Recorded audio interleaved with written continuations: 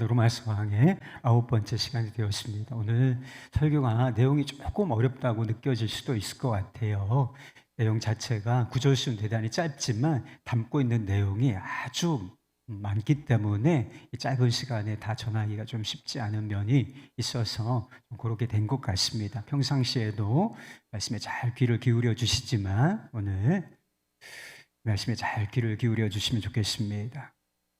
지난주 부자 청년에 관한 말씀을 드렸습니다. 부자 청년에 관한 이야기를 여러분도 아시죠? 영생의 길을 묻는 이 부자 청년에게 예수님께서는 율법을 지켜 행하라 이렇게 말씀을 하셨어요. 율법이요? 제가 그러면 어려서부터 다 지켜온 것입니다. 예수님께서는 이 청년의 대답에 대해서 만족스럽게 여기지 아니하시고 아직도 내게 한 가지 부족한 것이 있으니 내게 있는 것을 다 팔아 가난한 자들에게 나누어 주고 그런 후에 너는 나를 따르라 이렇게 말씀을 하셨죠. 청년이 이 말씀에 순종하지 못했다고 했어요. 재물이 많은 까닭에.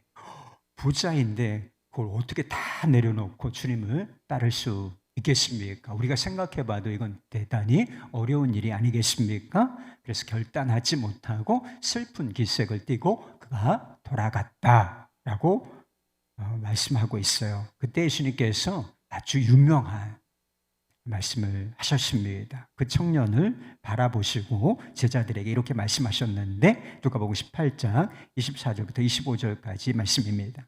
하나님 나라에 들어가기가 얼마나 어려운지 낙타가 바늘귀로 들어가는 것이 부자가 하나님 나라에 들어가는 것보다 쉬우니라.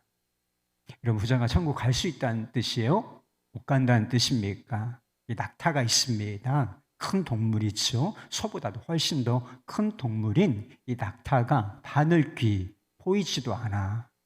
이 바늘귀로 어떻게 통과할 수 있다는 것입니다. 더 어렵다는 거예요. 예수님의 말씀대로 하자면 부자가 천국 갈 가능성은 제로라고 하는 것이 아니겠습니까? 그러면 다른 사람은 괜찮다는 것이 가난한 사람은 천국 가기 쉽습니까, 여러분? 그렇지가 않아요. 당시에 부자는 굉장히 긍정적인 이미지가 있습니다. 지금은 부자에 대해서 좀 좋지 않게 생각하는 사람들도 있지만 당시에는 부자는 특별한 사람이고 또 하나님께서 인정하는 사람들이며 그래서 복을 받은 사람들이다 이렇게 여겨졌다는 거예요. 그래서 부자가 천국에 들어가지 못한다. 그러면 나머지는 다 볼 것도 없는 것이다. 이렇게 인식이 되었다는 것입니다. 그래서 제자들이 놀라서 서로를 바라보며 예수님께 이렇게 묻는다는 거죠. 그런즉 누가 구원을 얻을 수 있나이까? 이 부자가 구원을 받지 못한다면 도대체 우리 중에 구원을 받을 수 있는 사람이 누구이겠습니까? 안 된다는 뜻이잖아요, 주님. 어떻게 하지요? 그때 예수님께서 뭐라고 말씀하시느냐? 무릇 사람이 할 수 없는 것을 하나님은 하실 수 있느니라. 오늘 사도 바울이 다루고자 하는 주제가 바로 이것이다. 사람으로는 안 돼. 절대로 안 돼. 여러분, 절대로 안 돼. 여러분 힘으로 절대로 구원받지 못해요. 율법을 행함으로 말미암아 의롭다 하심을 얻을 육체가 없다. 모든 사람이 죄인이고 죄 아래에 있으며 의인은 없나니 하나도 없고 선을 행하는 자는 하나도 없고 오직 모든 사람이 하나님의 진노와 심판 아래에 있을 뿐이다. 결론을 내렸단 말이에요. 그런데 사람이 할 수 없는 이 일을 하나님께서 하신다라고 하는 것입니다. 21절 말씀이에요. 이제는 율법 외에 하나님의 한 의가 나타났으니 율법과 선지자들에게 증거를 받은 것이라. 여러분, 이제는이라고 하는 단어가 있죠. 이제는 율법 외에. 앞에는 막 다 죄인이야. 완전히 절망이에요. 색깔로 표현하면 완전히 흑색, 칠흑 같은 어둠. 그런데 이제는 뭔가 대전환이 일어났다고 하는 의미가 아니겠습니까? 절망적인 상황에 놓여 있는 사람들에게 율법과는 전혀 다른 구원의 길이 제시되었다라고 하는 것입니다. 그 길이 바로 하나님의 한 의라고 하는 길인 것입니다. 먼저 의라고 하는 것이 무엇을 의미하는지가 중요하지 않겠습니까? 의라고 하는 거, 여러분 우리가 의라고 하는 개념을 알 듯도 하고 모를 듯도 하고 정확하게 잘 모르지 않습니까? 이거부터 명확하게 할 필요가 있다고 싶어요. 의라고 하는 것이 무엇인가? 옳을 의, 그래서 옳다는 것이지요. 비슷한 말로서는 정의와 공의라고 하는 것이 있어요. 그런데 성경적인 의미로 의라고 하는 것은 정당성을 입증하다, 정당하다, 이것이 인정된다는 것을 뜻하는 것입니다. 아주 쉽게 말하면 하나님께 받아들여지고 용납되고 하나님과 바른 관계를 맺을 수 있는 자격증, 이것을 의라고 표현한다는 것입니다. 율법 행위로서는 이 자격증을 얻을 사람이 아무도 없다라고 했습니다. 율법으로서는 죄를 깨달을 뿐이다. 그러니까 우리가 죄인임이 확인되고 지옥 갈 자격증 밖에는 없다라고 하는 사실이 율법의 말씀을 통하여, 하나님의 말씀을 통하여 내가 지옥 갈 자격밖에는 없구나 라고 하는 사실을 깨닫게 된다는 것입니다. 그런데 이렇게 죄인이다, 지옥 갈 자격증만 가지고 있는 사람에게 새로운 자격증이 부여되는데 그 자격증에 이렇게 써 있다라고 하는 것입니다. 너는 내 앞에서 옳다. 너는 정당하다. 이 새로운 자격증의 이름이 바로 하나님의 의라고 하는 것입니다. 하나님의 의라고 하는 것을 NIV 같은 데서는 조금 더 명확하게 번역을 했는데 하나님으로부터 난 의라고 번역을 했습니다. 22절 말씀에서 사도 바울은 하나님으로부터 난 의의 실체를 이렇게 말하고 있습니다. 예수 그리스도로 말미암아 모든 사람에게 미치는 하나님의 의라고 말입니다. 우리가 예수 그리스도를 믿을 때 우리가 죄인이잖아요. 명확한 사실인데 그것을 먼저 명확하게 했단 말이에요. 이거 분명한 사실인데 우리가 예수 그리스도를 믿을 때 어떻게 인정되는가? 너는 내 앞에서 옳다. 너는 내 앞에서 정당하다. 그러므로 말미암아 나와 바른 관계를 맺을 자격이 있다. 이렇게 선언되어진다라고 하는 것입니다. 여러분 이것이 제가 로마서 첫 번째 강의를 시작할 때부터 말씀드렸던 로마서의 대주제, 처음부터 끝까지 관통하는 하나의 주제, 이신칭의라고 하는 것입니다. 어려워요? 믿음으로 말미암아 의롭다 하심을 받는다. 믿음으로만 구원을 받는다. 이런 뜻이 되는 것입니다. 여러분 우리의 실상은 뭐예요? 우리의 실체는 뭐예요? 13절 말씀에 보면 우리가 죄를 범하였으므로 하나님의 영광에 이르지 못한 존재, 우리 죄인이고 죄인은 하나님께 받아들여질 수 없어. 빛되시고 영광스러운 하나님 앞에 전혀 나아갈 수 없는 상태, 이게 우리의 실체란 말이에요. 이게 우리의 실력이란 말입니다. 그런데 우리가 예수 그리스도를 믿을 때에 놀라운 일이 일어난다는 것입니다. 죄 밖에는 행한 것이 없는 우리가 어떻게 선언되는가? 한 번도 죄를 짓지 않은 것처럼 너는 죄가 없다. 너는 깨끗하다. 이렇게 선포되고, 그리고 하나님의 말씀에 순종한 게 없어. 우리의 기준으로는 뭐 선하다 이렇게 얘기할 수 있지만 하나님의 높은 기준에 의하면 선을 행한 사람이 한 번 하나도 없고 선을 행한 것이라고는 전혀 없는 이 사람들이 하나님의 말씀에 100% 완전히 순종하여 선을 행한 자, 의를 행한 자로 인정되어진다라고 하는 것입니다. 여러분 놀랍지 않습니까? 어떻게 이런 일이 가능하지요? 24절 말씀에 보면 이 일이 가능하게 되는 원인, 그러니까 칭의가 어떻게 가능하게 되었는가, 그 원인을 이야기해 주고 있습니다.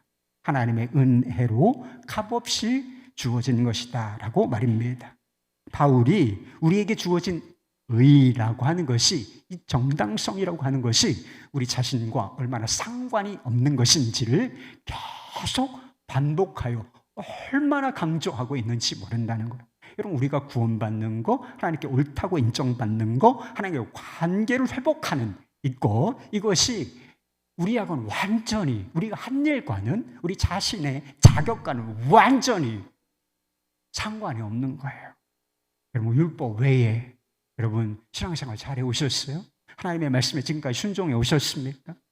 교회 출석 잘하고, 기도 생활 열심히 하고, 그리고 헌금 열심히 하고, 봉사하라면 봉사하고, 뼈가 부서지도록 헌신하고 그랬어요? 잘한 거예요? 그러나 우리가 의롭다 하심을 받은 것은 잘한 것일 수도 있죠. 이것하고는 완전히 상관이 없다라고 하는 것입니다.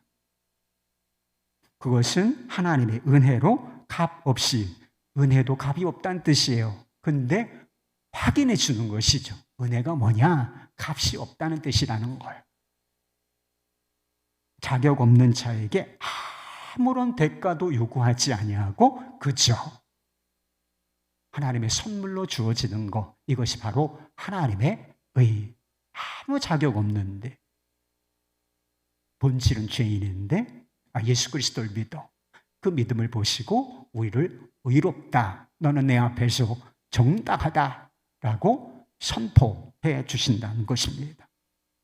여러분, 구원받았다고 믿으십니까? 대답을 잘해야 돼요. 아무리 제가 아멘을 강조를 안 해도, 여러분, 이건 진짜 믿으면 아멘을 해야 되는 거 아니겠어요? 여러분, 예수 그리스도를 믿으십니까? 지금 죽어도, 지금 죽음이 찾아온다고 할지라도 나는 천국 갈 수 있다. 여러분, 이렇게 믿으십니까?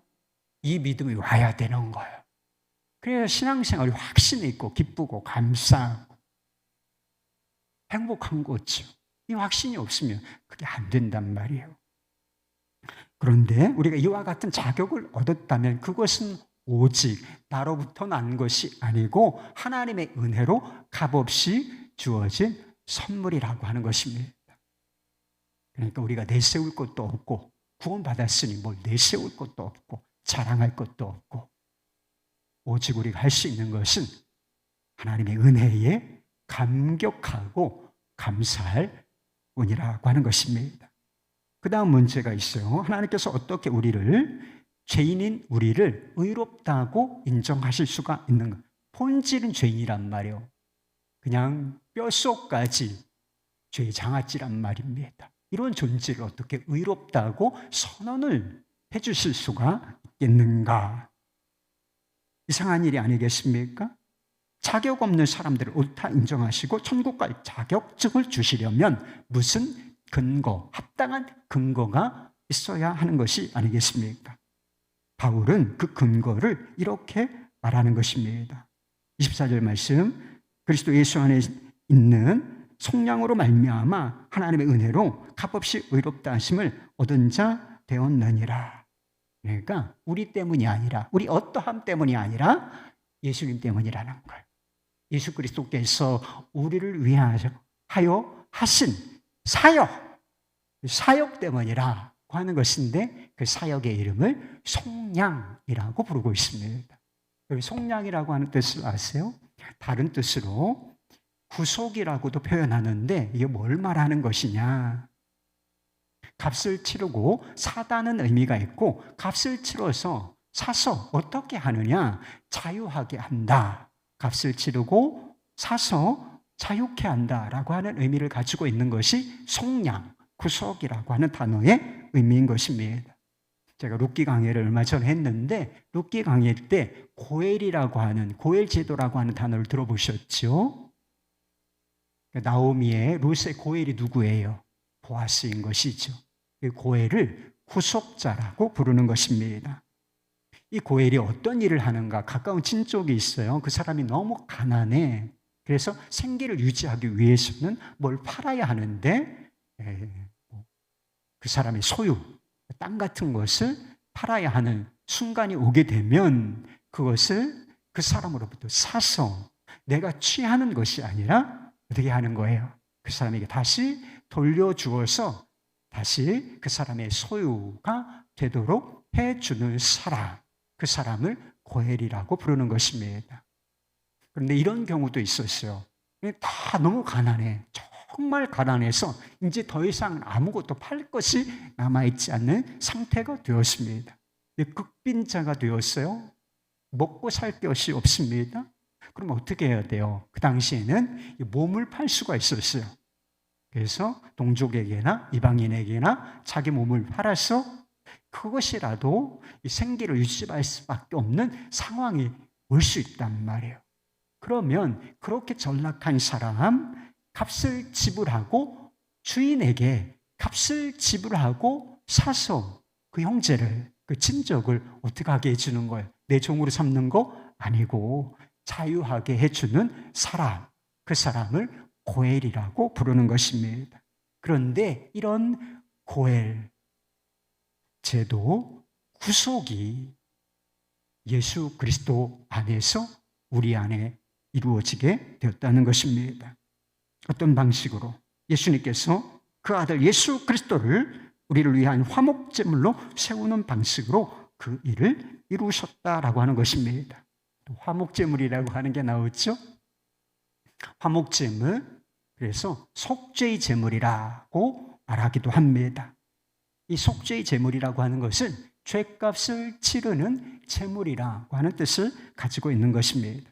하나님께서 예수 그리스도로 하여금 우리의 죄값을 치르도록 하심으로써 다시 하나님과 화목하게 하셨다. 화목하려면 의라고 하는 자격증이 필요한데 예수님께서 다 우리의 죄값을 치르심으로 말미암아 우리가 무죄하다, 의롭다, 이런 자격증을 수여하심으로 말미암아 다시 하나님과 더불어 화목하게 하실 수가 있었다는 거예요. 22절 말씀에 보면 하나님의 의를 두고 율법과 선지자들에게 증거를 받은 것이라고 했습니다. 우리가 율법으로 의롭다 하심을 받는 거 절대로 아니라 몇 번 강조했죠. 그런데 이 율법의 말씀, 그러니까 율법과 선지자, 구약 성경에 이미 이 새로운 구원의 길, 이 구원의 길은 이미 보여진 것이다 라고 하는 것입니다. 구약 시대에 죄를 속하는 방법이 있지 않았습니까? 바로 속죄의 제사를 의미하는 것이죠. 소나 양이나 짐승을 잡아서 속죄의 제사를 드리는 것이었습니다. 내가 죄를 지어요? 그러면 하나님 앞에 나아갈 수가 없어. 그래서 하나님 앞에 다시 나아갈 수 있으려면 속죄의 제사를 드려야 하는데 경제적 형편에 따라서 어떤 사람은 소, 어떤 사람은 양 또는 비둘기, 그래서 양을 끌고 가는 거예요.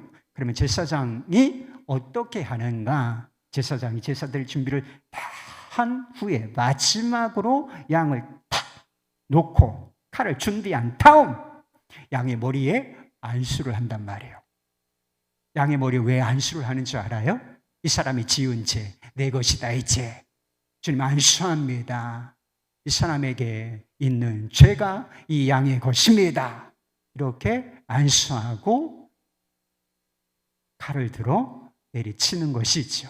그래서 피를 받아서 학을 두고 다 이런 과정을 거친 이후에 피를 뿌림으로 말미암아 이 속죄의 제사를 드리게 되는 것입니다. 그러면 이 사람이 그 순간부터 제사가, 속죄의 제사가 완료되는 그 순간부터 죄를 벗어나게 되는 거예요. 용서받고 그리고 하나님께 받아들여질 수 있는 자유인이 되는 것입니다. 왜 그렇습니까? 양이 대신 죄값을 치르고 죽었기 때문인 것입니다. 그러나 구약시대의 이 속죄의 제사는 진짜가 아니에요. 예표, 그림자, 모형일 뿐이라고 하는 것입니다. 진짜가 있는데 이것을 통하여 진짜를 보여주고자 하셨는데 진정한 속죄의 양은 누구이시냐? 속죄의 제사는 무엇이냐? 그것이 바로 예수 그리스도의 십자가라고 하는 것입니다. 예수님께서 우리의 죄를 대신하여 피 흘려 죽으심으로 하나님께서 우리를 의롭다고 인정해 주실 수가 있다는 것입니다. 죄값을 다 치르게 하시고 그걸 보시고 우리를 향하여 죄 없다, 내 앞에서 정당하다, 화해하자. 이렇게 될 수가 있다는 것입니다. 여기서 한 가지 가능한 질문이 있어요. 하나님께서 죄인을 구원하시기 위해서 왜 굳이 이런 방법을 쓰셔야 했는가 하는 문제인 것입니다. 자기 아들을 인간의 모습으로 보내십니다. 하나님이세요. 근데 인간의 모양을 하고서 이 땅에 와서 인간으로서 사시는 거예요. 그러면 이것이 얼마나 불편한 일이었겠어요. 우리가 개미가 된다, 무슨 파리가 된다 한번 생각해 보세요. 생각만 해도 진짜 막 끔찍한 일 아니겠어요? 근데 하나님께서 인간이 되시는 것은 이것보다 더 심각한 문제, 심각한 제한을 갖는 것입니다. 그런데 그렇게 오시고 고난받으시고 우리의 죄를 대신하여 뒤집어 쓰시고, 그리고 십자가에서 아주 처참한 방법으로 피를 쏟으시고 죽으신다. 그럼 이것이 모양이 완전히 빠지잖아요. 아들을 보내시는 하나님 입장에서도 그렇고, 그리고 보내심을 받아서 하나님의 말씀에 순종하여 죽으시는 예수님께도 그렇고, 이것은 다 불편할 뿐만 아니라 대단히 불행하고 그리고 고통스러운 일처럼 보이지 않습니까? 잘 이해가 안 된단 말이에요. 우리가 비록 죄인이지만 하나님께서 우리를 사랑하시니까 구원해 주시려고 하신 것이 아니겠습니까? 그러면 그냥 용서해 주시면 안 돼요? 내가 죄가 있는 것을 내가 안다. 그러나 이번엔 내가 용서해 주마. 다음부터 그렇지 마. 이제 나와 화해하자. 이렇게 하면 안 됩니까? 너 이제부터 구원이다. 너의 백성이야. 이렇게 그냥 받아주시면 되잖아요. 그럼 우리가 생각하면 그게 얼마든지 가능한 일이 아니겠습니까? 그런데 왜 하나님께서, 전능하신 하나님께서 굳이 십자가의 길을 택하셔야 했는가? 이게 고민이란 말이에요. 사도 바울은 그 이유를 얘기해요. 그것이 바로 하나님의 공의 때문이라는 것입니다. 25절 말씀입니다. 이 예수를 하나님이 그의 피로써 믿음으로 말미암는 화목제물로 세우셨으니 이는 하나님께서 길이 참으시는 중에 전에 지은 죄를 간과하심으로 자기 의로우심을 나타내려 하심이니. 예수 그리스도의 십자가라고 하는 것은 죄인을 의롭다 하고 인정하시고 선언하시는 하나님의 방법이에요. 그런데 그 전에 선언되는 것이 있다는 거예요. 그 전에 보여주는 것이 있는데 그것이 바로 하나님의 의로우심, 하나님의 공의라고 하는 것입니다. 전에 지은 죄를 간과하셨다라고 하는 말씀이 나옵니다. 인류 역사상 얼마나 많은 사람들이 얼마나 많은 죄를 지었겠습니까? 그 죄를 다 모으면 진짜 이 죄가 바다와 같겠죠. 하늘의 별과 같지 않겠습니까? 무수히 많은 그 죄들 하나님께서 참아주셨다는 것입니다. 간과하셨다라고 하는 것입니다. 그런데 이것은 진짜 하나님께서 죄를 간과하셨다, 눈 감아주셨다라고 하는 뜻은 결코 아닌 것입니다. 하나님께서 노하기를 더디하시는 분이시라. 그러면 길이 참으신다? 이런 표현이 있죠? 노하기를 더디하신다는 거예요. 그런데 노하기를 더디하신다는 것은 무슨 뜻을 가지고 있습니까? 죄를 지을 때 참아주신다는 것이죠. 막 혼내고 심판하고 이러지 않으시고 유예하신다는 것, 기다려주신다는 것. 그러나 결국은 어떻게 된다는 것이죠? 노하신다는 것. 노하시는 순간을 미루고 또 미루고 길이 참으시지만 결국은 하나님은 노하신다는 것입니다. 죄 짓는 즉시 심판을 하시면 인류는 그냥, 모든 사람은 그냥 지옥 불구덩이이니까 심판을 미루어 두시고 또 미루어 두셨다. 그런 뜻인 것입니다.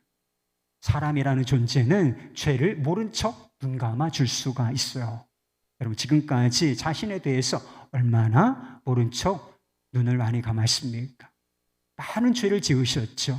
그런데 그 죄에 대해서 덮고 모른 척하고 지나가고 회개 한 번을 안 하고 그랬던 적 얼마나 많아요.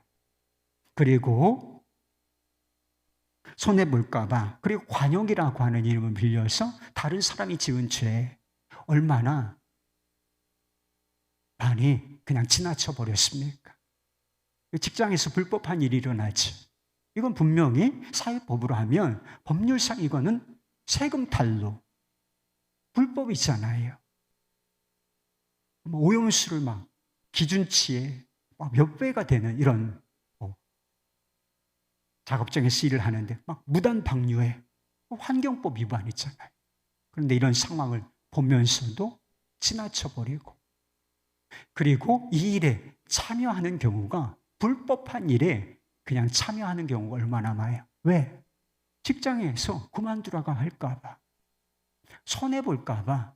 여러분, 우리는 이렇게 죄를 간과한단 말이에요. 우리가 죄를 이렇게 간과할 수 있는 것은, 모른 척 할 수 있는 것은 우리가 관대한 존재이기 때문이 아니라 사실은 우리가 죄인이기 때문인 것입니다. 불의한 사람이니까 불의를 눈 감을 수가 있는 거예요. 그러나 우리 하나님은 거룩하시고 공의로우신 분이시다. 죄와 1도 상관이 없으시고 하나님은 죄를 짓지도 않으실 뿐만 아니라 죄를 용납하실 수도 없다. 이것이 하나님의 거룩하심, 공의라고 하는 것입니다. 유전무죄, 무전유죄라고 하는 그런 이야기가 있어요. 굉장히 부정적인 이야기죠. 똑같이 잘못을 저질렀어. 불의한 일을 행했습니다. 그런데 어떤 사람에게는 처벌이 없어. 또는 처벌이 너무나 약해. 그런데 어떤 사람이 그와 같은 죄를 지으면 진짜 팍팍하게 관용 없이 형벌을 치러야 하는 이런 상황을 유전무죄, 무전유죄라고 부르는 것이 아니겠습니까? 돈이 있다, 돈이 없다라고 하는 이유로 죄에 대한 평가가 완전히 달라진다라고 하는 것이죠. 그럼 이것은 정의인가요? 이것이 정의로운 것입니까? 이건 정의가 아닌 것이죠. 누구냐? 그가 누구이냐 상관없이, 그리고 그가 돈이 있느냐 없느냐 상관없이, 그의 사회적 지위가 어떠하냐 상관없이, 오직 그가 행한 일을 판단하여 그의 상응하는 대가를 치르게 하는 것. 이것이 정의가 아니겠습니까? 우리 사회가 이렇게 돼야 되잖아요. 부자라고 봐주고, 장관이라고 높은 사람이라고 다 봐주고, 가난한 사람 막 잡아놓고, 이건 진짜 불의한 사회잖아요. 정의가 땅바닥에 떨어진 것 아니겠습니까? 정의와 공의가 세워져야 하지 않겠습니까? 여러분 기도하십시오. 그런데 하나님 입장에 한번 생각해 보세요. 거룩하신 하나님께서 정의를 무시할 수는 없는 일이 아니겠습니까? 그것이 아무리 공경에 처한 우리, 이 죄인들을 구원하시고자 하는 일이라 할지라도 결코 정의는 무시될 수가 없다. 왜? 하나님은 정의로우신 분이시고 정의를 요구하시는 분이시기 때문이라고 하는 것입니다. 팀 켈러 목사님이 쓴 책에 보면 이런 이야기가 나와요. 실제로 있었던 일입니다. 2000년 어느 날에 한 청각장애인 부부가 버지니아 법정에 서게 되는데, 그 판결을 맡았던 판사가 도널드 맥도너프라고 하는 사람이었다고 합니다.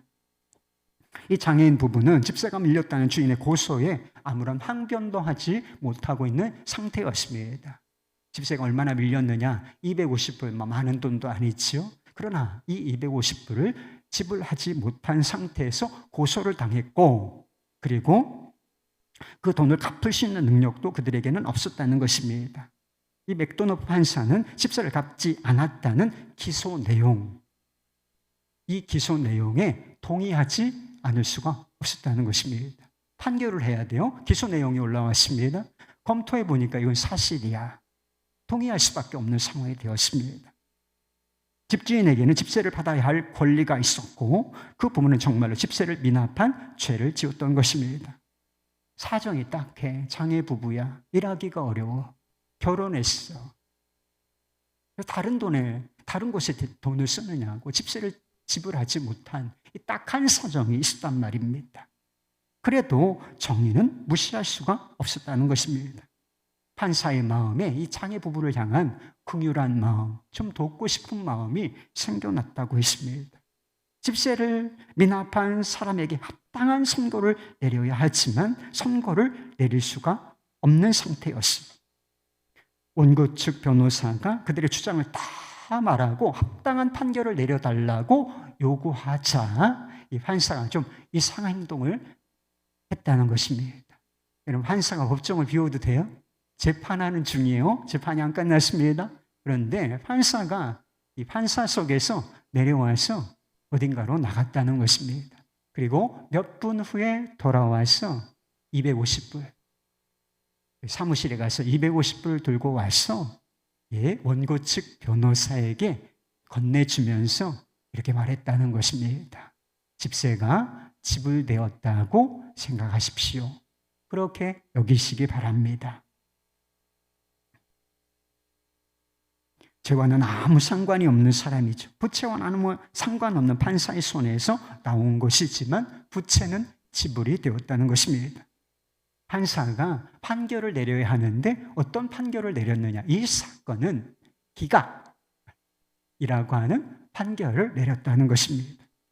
법정에서 모든 관계를 따져보았을 때 법은 지켜졌고 피고들은 정당했기 때문이라고 하는 것입니다. 이 이야기는 완벽하진 않아요. 취약한 구석이 있습니다. 완벽하지 않지만 십자가에서 이루어진 일을 보여준다고 싶습니다. 하나님께서는 죄를 결코 간과하신 것, 눈 감아주신 것이 아니라는 것입니다. 여러분, 우리의 죄가 용납받았다고 생각하십니까? 내 죄를 주님께서 용납해 주셨지. 그러나 이거 정확하게 말하면 이것은 사실이 아니에요. 우리의 죄는 용납받은 것이 아니라 예수 그리스도 안에서 완전히 심판을 받은 것이었습니다. 십자가라고 하는 것은 죄인을 심판하는 하나님의 사형 집행장이었습니다. 예수님께 누가 사형 판결을 내렸나요? 본디오 빌라도에게 고난을 받으사 십자가에 달려 죽으시고, 빌라도가, 유대 총독이었던 빌라도가 불의한 재판을 통해서 예수님께 사형 선고를 내린 거죠. 맞아요. 그러나 그 위에서 먼저 하나님 아버지께서 예수 그리스도께 사형이라고 하는 판결, 이것을 내리셨기 때문에 빌라도의 입술에서 사형이라고 하는 판결이 내려질 수 있었던 것입니다. 그리고 실제로 집행이 되었던 것이고요. 왜 그렇습니까? 하나님의 공의로운 법칙, 죄의 삭은 사망이다. 죄의 삭은 사망이다. 이것이 이루어져야 했기 때문인 것입니다. 예수님께서 십자가에 달리셔서 마지막 7마디를 하셨는데 가상칠언이라 하죠. 그런데 6번째쯤 말씀이 어떤 말씀이냐면 다 이루었다는 것입니다. It is finished. 끝났다, 끝나버렸다 라고 하는 것인데 언어로는 테텔레스타이라고 부릅니다. 근데 이것은 상거래, 경제적인 용어예요. 무슨 뜻이냐면 지불이 완료되었다라고 하는 뜻입니다. 무죄하신 예수님께서 죄인들을 대신하여 피로써 값을 지불하셨습니다. 죄값이 있다고 했죠. 죄의 삭은 사망이라. 그런데 이 죄값이 지불되되 지불이 완료되었다는 것입니다. 항상 죄는 대가를 치러야 한다. 벌을 받아야 한다. 하나님의 공의가 십자가 상에서 완전히 성취된 것이라는 거예요. 할렐루야. 예수님께서는 십자가를 피할 수 있으셨어요. 피하고 싶은 마음이 실제로 있으셨다라고 하는 것입니다. 성경이 얼마나 정직해요. 예수님께서 내가 죽게 되었다, 고민하여 죽게 되었다, 나를 위해서 기도하라고 하시면서 하나님께 기도하신 게 뭐예요? 이 자리 내게서 지나가기 원합니다. 그런데 결국 자기를 부인하시고 아버지 뜻대로 되기를 원하나이다 하면서 이 진노의 심판의 잔 십자가를 받으셨다라고 하는 것입니다. 죄인들을 향한 사랑 때문에 그렇게 하신 거예요. 자신보다 우리를 더 사랑하셨기 때문에 이런 일이 가능할 수 있었다라고 하는 것입니다. 십자가 위에서 예수님께서 절규하며 하나님을 향하여 하셨던 말씀이 있어요. 어찌하여 하나님이여 어찌하여 나를 버리셨나이까. 하나님 아버지께서 이 아들의 피 맺힌 절규, 부르짖음 들으셨을까? 들으셨죠. 근데 이것을 외면하는 아버지의 심정을 여러분은 생각해 보셨습니까? 그것 이상으로 이 사랑하는 아들에게 진노와 저주의 심판을 쏟아내시는 하나님 아버지의 마음을 여러분은 생각해 보셨습니까? 단장의 고통이라고 하죠. 창자가 끊어지는 고통, 창자가 갈기갈기 찢어지는 고통이 있다면 바로 이것을 두고 하는 이야기가 아니겠습니까? 십자가는 용광로처럼 타오르는 하나님 아버지의 사랑인 것입니다. 동시에 십자가는 하나님의 공의인 거예요. 하나님의 공의로 불의한 자를 의롭다. 실상은 죄장같이 죄 아래 있고 죄밖에는 행한 것이 없는 더러운 죄인들, 이런 사람들을 의롭다. 너는 내 앞에서 오라. 정당하다. 인정해 주시는 하나님의 정당성, 하나님의 공의가 이 십자가에서 선포된 것입니다. 하나님께서 다른 방법이 있으셨다면 왜 굳이 이 십자가의 길을 택하셨겠습니까? 그러나 공의로우시고 거룩하신 하나님께서 자신의 정당성을 잃지 아니하시며 죄인들을 의롭다 하실 수 있는 유일한 방법, 이것이 십자가, 오직 십자가 밖에는 없었기 때문에 이 길을 선택하셔야 하셨다는 것입니다. 우리를 구원하시려고. 하나님 아버지께서 예수 그리스도를 통하여 모든 일을 이루셨습니다. 구원을 위한 모든 것이 준비되었습니다. 우리에게 요구되는 것은 오직 하나 믿음이라는 것입니다. 다른 모든 종교를 보십시오. 다른 종교는 다 하라의 종교예요. 종교는 다 하라. 너희가 구원을 받으려느냐, 내게 오려느냐, 어디에 도달하려 하느냐, 이것을 하라, 이것을 이루라 하는 것이 종교인 것입니다. 그러나 복음은 우리에게 말합니다. 이것을 믿으라. 주 예수 그리스도로 인한 속량, 구원의 진리를 믿으라 고 요구하는 것입니다. 믿기만 하라고 하는 말을 여러분 들어보셨습니까? 믿기만 하라, 믿기만 하라. 정말 믿기만 하면 됩니까? 아무것도 안 해도 되나요? 믿음 외에 아무것도 필요 없습니까? Of course. 그렇습니다, 여러분. 믿기만 하면 돼요. 오직 믿음이라고 하죠. 오늘 말씀에 보면 오직이라는 단어가 들어있지 않아요. 그러나 이 말씀을 잘 살펴보면 오직 믿음인 거예요. 오직 예수인 거예요. 다른 길은 없는 것입니다. 하나님의 의는 은혜로 값없이 주어지는 선물인 것입니다. 그 믿음은 그 선물을 받는, 믿음이라고 하는 것은 그 선물을 받는 빈 손과 같은 것입니다. 여러분, 믿음은 놀라운 일을 행하는데 우리가 힘이 있어서가 아니라 믿음이 놀라운 일을 해낸다는 것입니다. 믿음이 하는 일은 우리 자신과 죄인이죠.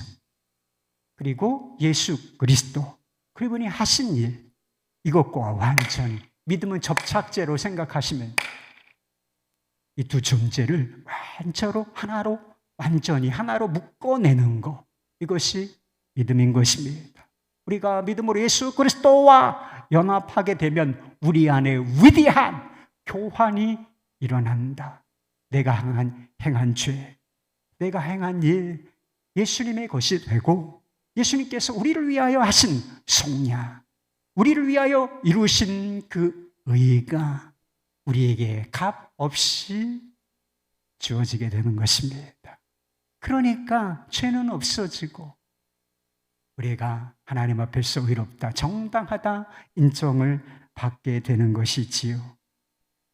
여러분은 예수 그리스도를 믿으십니까? 믿음이란 무엇일까? 단순히 지적으로 동의하는 것을 의미하는 것이 아닙니다. 믿음이란 한마디로 중심 이동을 말하는 거예요. 나로부터 마음의 중심, 삶의 중심이 예수 그리스도께로 옮겨지는 것입니다.